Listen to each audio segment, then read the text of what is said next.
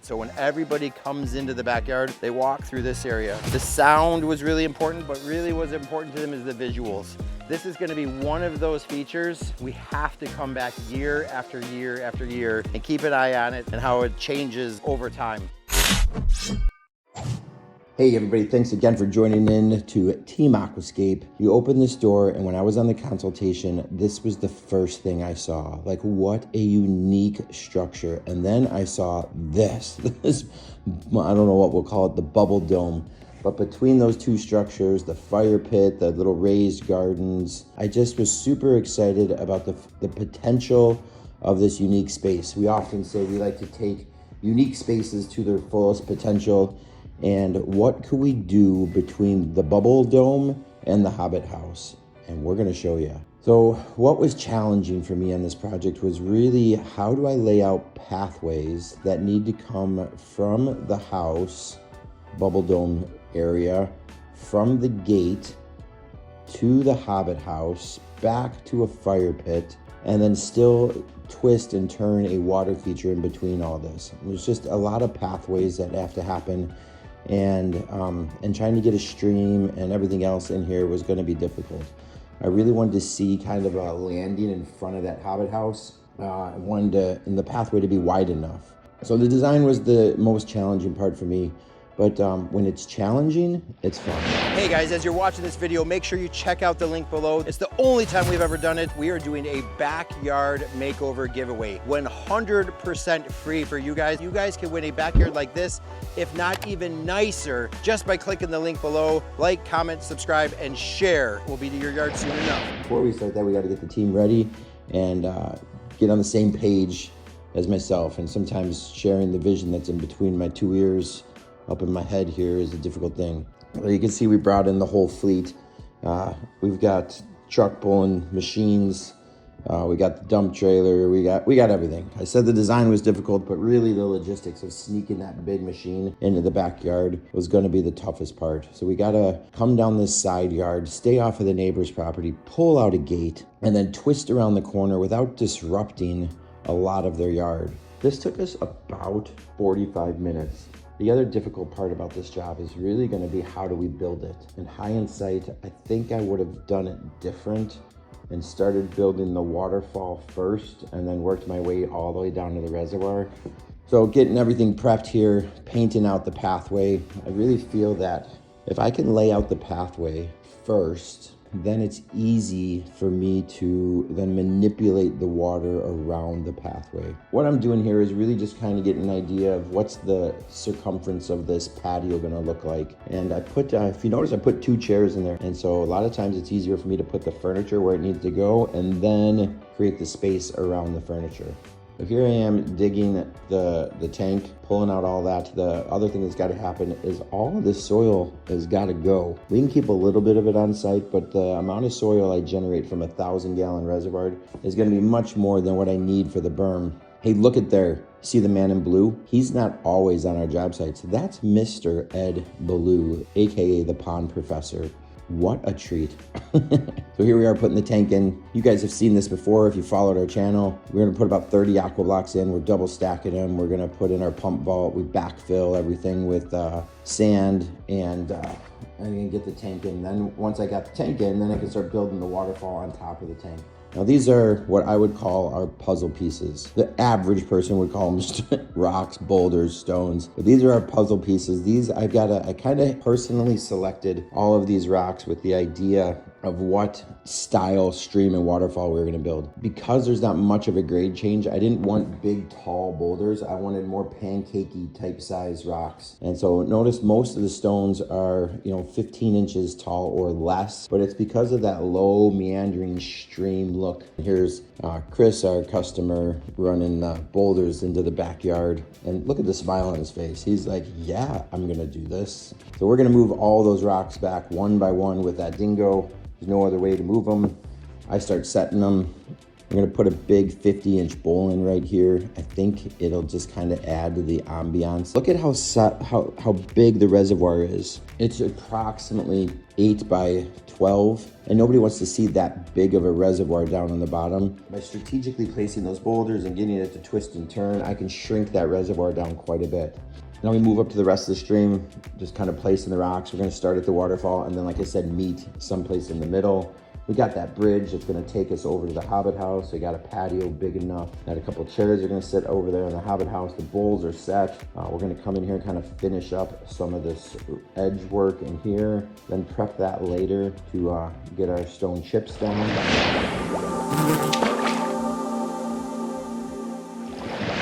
Adding a little driftwood. One of the key things I like to do with driftwood, and we'll go into it in an explanation here a little bit further, but really make it look like it's been there forever.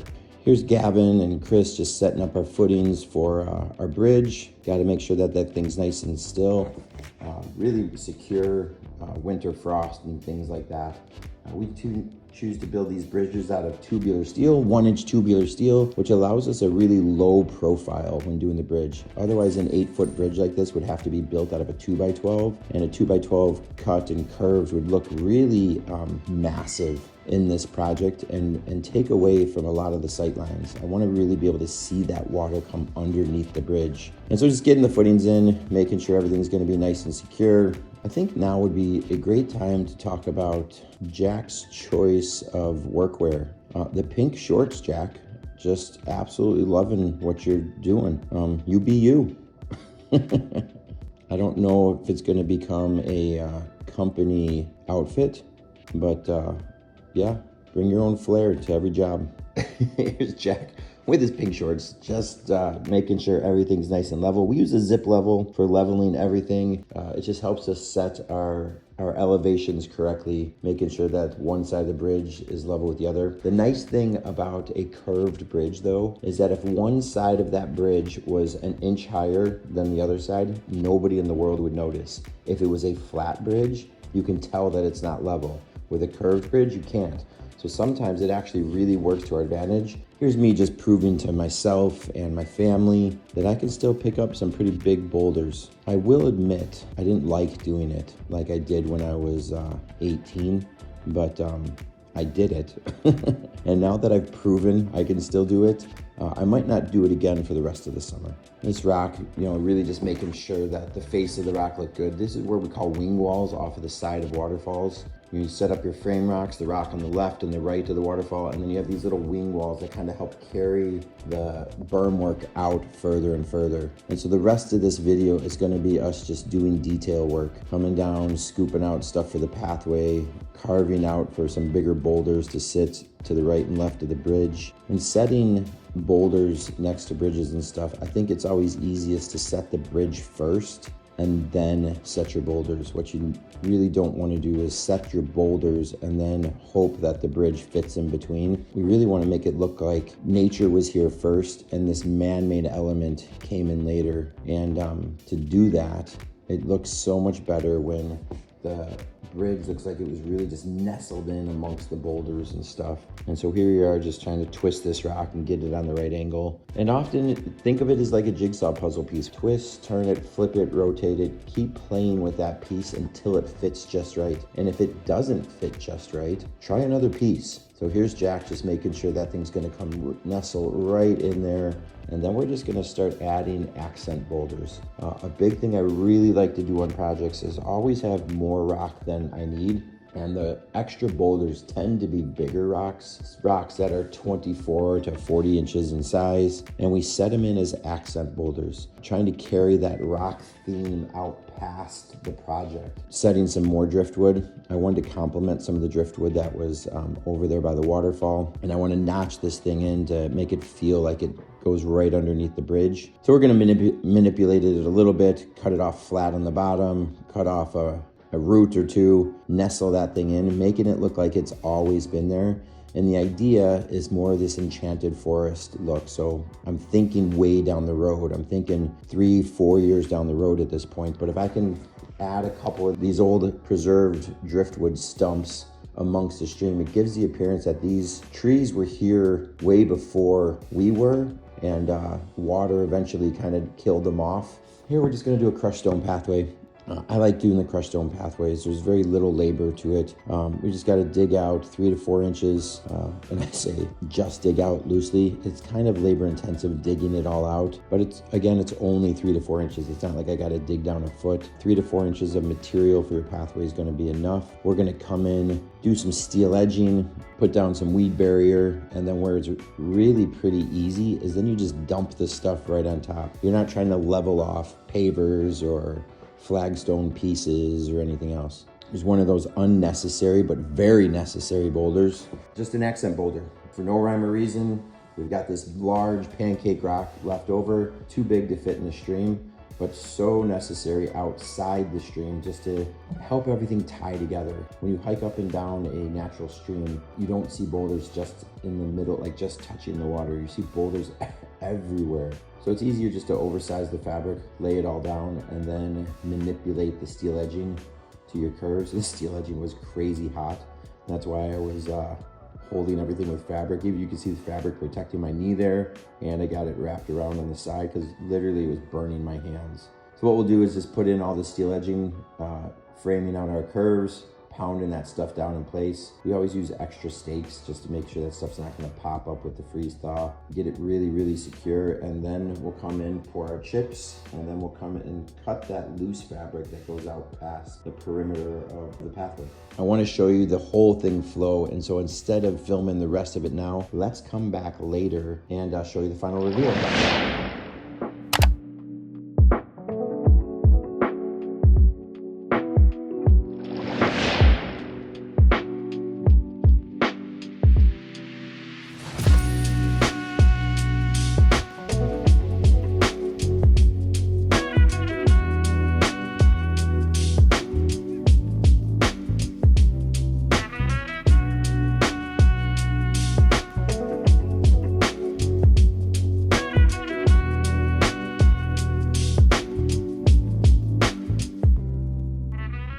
Come on in. You guys, this is an awesome project. We're gonna do this one a little different. I'm gonna take you on the final walkthrough now that we're finished, but also you guys see so many of our finished projects that are not landscaped. And so I'm gonna kind of give you what's in my mind, plant-wise, more of a feeling that we were going for. And so we're gonna take you on a tour and give you tons of plant ideas. So when I met with the Lynn family, the thing that sold them right away was me saying one thing. I want to create kind of a stream, babbly brook stream that goes through an enchanted forest. And when I said enchanted forest, I think it really connected with them because of the Hobbit house they got going on over here. And I just thought, man, if we could make this thing look like a wooded stream coming through, it would look incredible. But to do that, it's all about the landscaping. So coming up with the layout was really quite easy, and the type of rock we were gonna use and the Babbly Brook stream, all pretty easy, but it's the plants that are gonna make or break the entire feature. And we say that all the time. In fact, I tell so many of our customers, as much time as I spend carving every boulder into place and getting it to look just right, it's the plants that come in afterwards that are gonna make or break the whole project. As you might have seen in our previous video, that's not yet landscape. So weeds are taking over, and this one we want to make sure we get things planted in here the right way before the weeds take over. So the first thing I would do in this one, we've got a waterfall that's facing towards the main part of the house, towards the really cool bubble over here, towards the kitchen window, and really more importantly towards the gate. So when everybody comes into the backyard, they walk through this area. To get them to focus on that, what I would do is put in something bigger in here. Something that doesn't get giant, something that you can manage, maybe to keep with that enchanted forest look. It could be like a weepy white pine, could be a weeping Alaskan cedar. You could even do something like a smoke bush that kind of comes up into this height. But the idea is to fill this negative space right here so your eyes zoom in on that waterfall. The other thing I would do, and this is really just a feeling thing, but if I'm standing here and I'm a tree, think of a ornamental type tree that would grow up someplace in that 15 to 20 foot range where you could actually walk underneath the canopy of a tree. Anytime you can walk underneath the canopy of a tree, you instantly feel better. Have you ever been to one of your kids' sporting events and there's the bleachers, and there's the single tree at the sporting event. Where do all the parents go to? That space that creates that natural shade. And so creating that changes instantly the ambiance. A lot of people wouldn't want to do a tree in this area because they would be worried about the trunk of the tree or the tree hiding viewing areas. But literally you're talking about the trunk of a tree being someplace in that 4 to 5 inch diameter. But think about that canopy coming up. So maybe it's a paperbark maple, maybe it's a Japanese lilac, maybe it's a redbud, something like that in here. I would love to do a flowering tree of sorts, so I would probably lean towards a redbud that would kind of come up and really fill this space. I also love the idea of those branches coming out, and as you're sitting in this bubble, looking at the canopy of that tree, not just the sun blaring down on you. It would really give that place some needed shade that it is really begging for. As we come through, the rest of these spaces are just gonna be ground cover. So I would come in here, and there's tons of different varieties of different sedums, different ground covers, but something really low in here that eventually is gonna creep out just a little bit onto this pathway, but more importantly, kind of hang over some of these boulders. We continue the journey, we see that bridge, right? And the bridge always has to have a destination. But not only does it take you from the house to the Hobbit house, pretty easy design. If I wanted to cut a stream through here, having something to kind of traverse over to get into the Hobbit house was important. So to keep with that enchanted forest thought, with the idea of all these different kind of ornamental trees coming in here and you walking underneath the canopy of stuff, any enchanted forest I've ever been to also has some decaying trees or fallen trees or tree stumps. Brought these in to kind of look like it was a collection of old trees that had fallen down, and here's the remaining stumps. We always see that kind of stuff as we're walking down and hiking through natural streams and waterfalls. Why not bring it here? So we did a couple here. We got one behind me. I think there's some stuff over in the other area, but it was one of those little tiny details that we wanted to add that gives us that last 10%. I also love using these bridges. Arched bridges aren't always my favorite, but if I'm gonna use them, I love this one because it's built out of tubular steel. When you build it out of that 1-inch tubular steel, it keeps the profile really, really low. Keeps it nice and sleek, allows you to see that water move underneath it, and doesn't make the bridge such a focal point. So one of my favorite designs is when we can really hide the point of origin, which is usually strategically done with landscaping. So where did the water come from? Trying to make it look like this thing was always here. Just as important as hiding the point of origin is hiding where it ends. And this stream, with having all these different twists and turns and kind of going with the natural topography of the yard, makes it look like it could just be cutting through the property. The key is gonna be, again, the proper landscaping. So you can see they've got a arborvitae sitting over here. I believe it's a green giant. That thing is gonna get 3 times bigger. And then you can see their little bird bath with the tree stump and the birdhouse up on top. I think a couple more arborvitaes in there, really hiding that the rock just kind of disappears. This Japanese maple getting higher hides the fact that this thing really just ends where you guys are looking at it. But with strategic landscaping, gives it the illusion that it just keeps going and going. The only other thing we would add is just a couple more rocks to carry your eye that much further. On the back side of the waterfall here, I love that we were able to use some of the Japanese maples that they already had kind of laying around in pots. So we have, I believe it's an orangiella or something over here. This guy gets a little taller. I don't remember the name of this, but this guy gets someplace in that 15-foot range. But to give these guys a little bit more definition, I again would come in with an evergreen of sorts. Maybe it's a dwarf mugo pine, which really doesn't stay dwarf, still gets up in that 4-foot, 5-foot range. Maybe it's a Japanese white pine, but something that's just green, softens up this fence behind you, pushes your eye towards the waterfall, and then showcases these Japanese maples that much more. In the foreground, anything that'll kind of creep and come over these rocks again. I think the easiest way to decorate this, where we have the crushed stone coming right up to the edge of this, would be any type of succulents. Succulents will grow in even the worst conditions possible. So you could come in here with some stone crop and it will actually grow and creep all over this rock. We intentionally left a lot of the soil on this rock with that being the intent. That plant just kind of creeping and growing in all of this will soften up this rock and really add some necessary green amongst the stream. Even coming over in the corners with just some container plants would really look good. So this is our 50-inch bowl that's been altered a little bit. Remember, all these bowls were originally designed to be patio bowls, just self-contained water features that sat on a patio. So if you didn't have the space or the allowance to do a big, long, meandering stream, you could have a water feature just sit on a patio. Here we've altered it, and what I mean by altered it, we brought plumbing into the bottom of it and then notched out a spot here and notched out a spot here, giving me two little distinct waterfalls coming out of them. We call them horsetail falls. And we have three different size bowls. We have a 40-inch, we have a 50, and a 60. I think the 50 fits perfect in this setting, but we've updated this one to be a filter as well. So below these cobbles here, you can actually see a filter mat. So currently right now, our 50 and 60-inch bowls don't have filter kits set up for them. We're still field testing them and figuring out the best way to do it.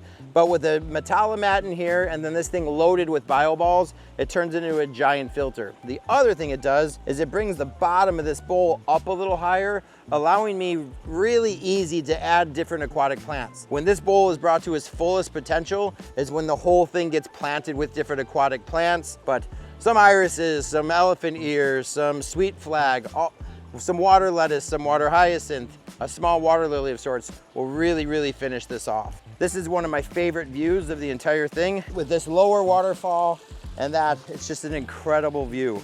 Again, I think I would come in here if we're keeping with that enchanted forest look and do a tree. Maybe it's a blood-good Japanese maple. Maybe it's a Northwind Japanese maple. Something that comes up 15, 25 feet tall, kind of softens this up. The trunk of the tree doesn't block the sight lines of everything, but puts that needed shade that you would want in an enchanted forest. What's fun about this feature is, again, everything's designed towards the inside of the house. It's that meandering stream. We did have a little bit of grade change to work with, so it made a lot of sense for this stream just to kind of end in a pondless tank down here. We went with an oversized tank, so the tank is actually about 1,500 gallons, making this entire feature winter running. They won't lose 1,500 gallons of water in the winter. They might lose about 500 to create these different ice castle formations, which still leaves about 1,000 gallons left over to keep things running. That was really important to them. The sound was really important, but really what's important to them is the visuals. Being able to see it from the different rooms that they created over in here. This is going to be one of those features we have to come back year after year after year and keep an eye on it and how it evolves, how it transitions, and how it changes over time. Definitely my favorite space. And don't forget, guys, a space like this could be yours. Just follow the link below, enter the contest. Remember, we're doing that whole backyard makeover giveaway. And a feature like this could easily be yours, plus some. Landscape included, everything else. You want a Hobbit house? Maybe we can make that happen. My favorite part of this entire feature actually has nothing to do with what we did. It's this. I think the Hobbit house is so cool. The stream and the bowl and the bridge are really just kind of the cherry on top of this already exquisite yard, and it's just gonna get that much better. Hey, you guys tell me your favorite part, and don't forget to enter the contest. We'll see you next week where we do this once again. Peace.